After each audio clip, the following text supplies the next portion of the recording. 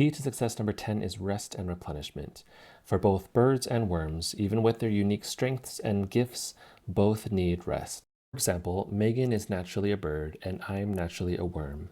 And there was a time when we were looking to build our physical and sexual connection. With this, Megan had a destination in mind that included safety, connection, and satisfaction for the both of us. Because she's a bird, she wanted to stack gates back to back, meaning she wanted to progress as quickly as possible to get to this destination. On the other hand, for me as the worm and as someone who was strongly conditioned to the physical type that I'm naturally attracted to, each step felt like 100. And so being asked to make step after step was very discouraging and very overwhelming.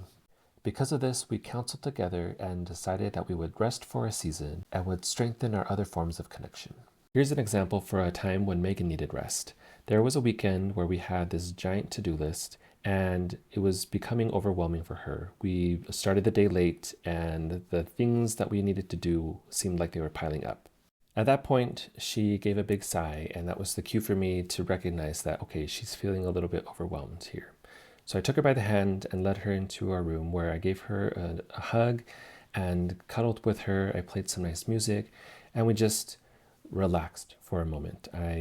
I know that Megan likes really tight squeezes, a nice, like lots of pressure. And so I provided that for her and just gave her a moment to catch her breath, recognize that we're okay, we're going to be okay, and we'll work together to complete her to-do list.